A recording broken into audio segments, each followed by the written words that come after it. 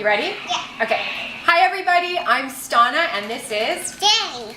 And we're here at the Children's Hospital LA and Demi is teaching me how to blow bubbles. Some more? You want some more? Yeah. Okay.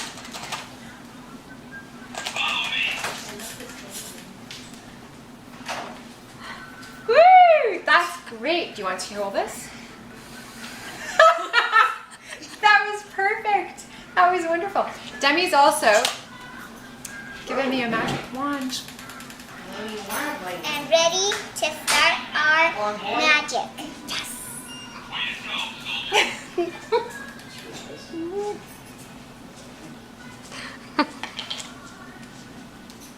Thank you guys.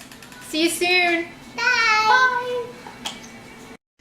It started off as an idea because when I first moved to Los Angeles is a very kind of car-centric city. I was surprised at how isolated I felt. And the reason that was happening was because I was stuck a lot of the time in the bubble of my car.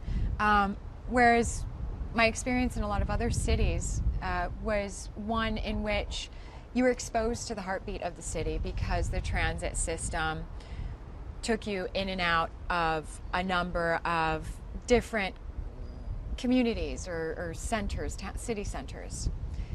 And it was easy to meet people because of that, because you're constantly engaging with people. In some ways, I feel like that's why New Yorkers are so gregarious, is because they're constantly engaging with other people. So as I was traveling around Los Angeles, I thought to myself, when and if I have the opportunity to have an outreach to people, I'd like to try to change that. I'd like to be more respectful of my environment and engage with the community that I'm living in more. And so 3 years ago, I decided to give up my car, go car-free for 7 days in a month. And one of my co-stars joined in, Seamus Dever. And it started there, and we just volunteered these days without a car, and people across the globe joined in. And it's been pretty special. There have been some really neat stories since then. Yeah. Did anyone think you were crazy when you first decided to do this? You know what's funny is the production, because we were filming at that time, production was nervous. And I had to get on the phone with the producers because they were concerned that I would be riding my bicycle down to San Pedro. We had a filming day in San Pedro. And they were wondering how that was going to happen and if I was going to be riding my bicycle on the highway and things like that. But I spoke with Andrew Marlowe, I spoke with Laurie Zacks. I think those were the two producers on the phone that day. And after they heard what it was about, they were tremendously supportive and just very excited about it and the project and the intention behind the project. And Andrew, you know, had his own experience living without a car in Los Angeles for a long while. And so I think that he's very environmentally conscious as well, and respectful. And so I think that was something that he could, you know, stand behind, and Laurie as well. And so it's quite sweet. Now Earth Day is coming up. Yes. Do you get excited when it comes around? I mean, I assume so. Yes. Yeah? Well, of course, Why, yeah. Why is it so important, this holiday? I think it re-emphasizes the fact that, or maybe brings to mind globally the idea of being careful and respectful of the world that we live on, and finding ways of integrating a healthy lifestyle and a healthy experience and creating a space in which the future can exist in that same kind of healthy atmosphere. Do you have a message now that, you know, you have this platform for when Green Day comes? Like, what is your message to fans about that day? Do you encourage them to do something? Do you want them to, you know, try going without their car on that day? What's your message? Well, I think the tagline for ATP is go car free for just one day. And if you just dedicate at least one day, that's huge. There's a huge impact. If everyone on the planet just dedicated one day without a car, there would be a really huge impact for us as a community and for the environment in general. On an international level, but like bringing communities together, you know, whether like meeting people on the bus, that's what we're meant to do as humans. It's to socialize, congregate, create a sense of community. The transit system in a city, cities have been in existence. I remember listening to this guy speak. Cities have been in existence way longer than the car has. So creating a city that can exist without just car travel is really important, and to the actual fiber of that city. So I think that this city in specific has to rethink some of our traveling setup, and we have to be a part of generating that same thought pattern for developing countries and cities, and also for other metropolitan areas. Yeah. And we're a part of creating kind of a culture, because we are the ones that put movies out there, we're the ones that put entertainment on television, all sorts of kind of imagery. So if we are a part of that messaging system and service, then I think we have a really wonderful opportunity here to create a message that is going to positively affect our planet, our future, community, just a global community even, you know, not just like, oh, I live in the US, I'm a part of the US community, or I live in, you know, Argentina, I'm a part of the Argentinian community. It's a global thing too. Yeah. So, yeah, I think this is a great place for it to start, and I've seen it reverberate internationally, and it's just a matter of giving up using a car regularly and choosing something different at least once a week, you know. And I see it on your set because we just saw Nathan on an electric scooter zipping along. Yes, and it's really exciting actually, because he's also made an effort to explore alternative kind of methods of travel through new technology, as have some of the other co-stars, and Seamus rides his bike to work often. So, and that's had effects on other people too, like makeup artists have ridden their bike to work, some of the assistants and PAs, and even one of our assistant directors rides his bike to work regularly from an hour away. Yeah. Wow. It's really impressive. Yeah. Wow. Now, it's much more fun, isn't it? Yeah.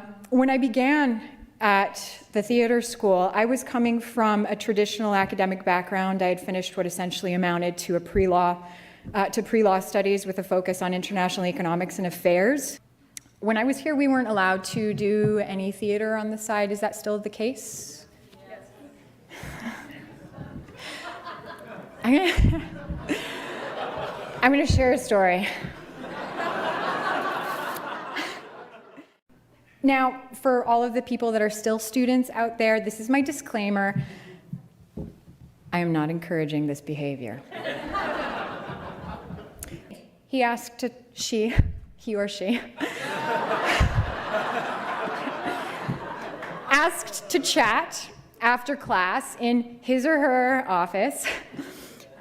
Anyway, as we would have it, we were talking about the era of the Greeks, and in the thick of talking about Antigone. So for those of you that are unfamiliar with Antigone, it's basically an ancient play about a young woman who disobeys the king and gets killed for disobeying the king.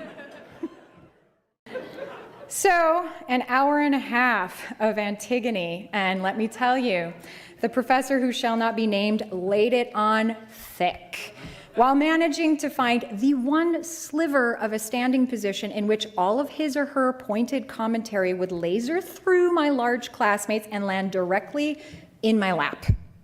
After class, in the discomfort of my professor's office, the professor shut the door, began a very serious private discussion. I saw you last night. Silence. I realized at that point that my belly button was very interesting. I tried to focus on my belly button. I thought a lot about my belly button. The professor said, "You do know it's not allowed." "Yes," I mumbled. Silence. "Why did you do it?" "Because I love it." That was the first time all day that I actually looked into my professor's face, and I saw a pair of twinkling, impish eyes staring back at me, and there was something in my professor's grin that was thoroughly enjoying the comedy of life and enjoying my obvious suffering. And most probably it was because my professor knew that she was never going to tell on me. If you are out there, if you know this professor, thank you. Thank you for not ratting me out. You were one of the many gifts that I have had that has led me to this place right here, right now. If it wasn't for you, I never would have had to do those journal entries for Gabriel, our yoga guru, who pointed out how many times in my journal I wrote, "I think," and had me go back and re-explore my five senses through "I feel." Again, paradigm shift. If it wasn't for you and others at this school like you, I wouldn't have gotten to do mask work on Imogen and explore what it meant to be a phoenix. We're studying Shakespeare in our movement class, using his metaphors to explore movement through animal references he makes for his characters. I mean, it was incredible. We had foxes, fish, snakes, monkeys, all of us working on monologues in this open movement room. And my character was compared to a phoenix, which is great, but I mean, it's difficult to find on YouTube. And what's interesting is in the months leading up to this classroom exercise, I was having these vivid dreams. I was writing abstruse poetry about these dreams. There was something that was shifting, something was evolving or mutating, perhaps. And whatever it was, I didn't have a conscious awareness of it. One recurring dream that I had was that I was inside of my body, aware of myself, and at the same time I was outside viewing my being objectively. And in this dream, my ribs were cracking open on the sides. And as I was taking a breath, I was lifting my arms, and through my ribs, these wings that were attached to my arms were unfolding.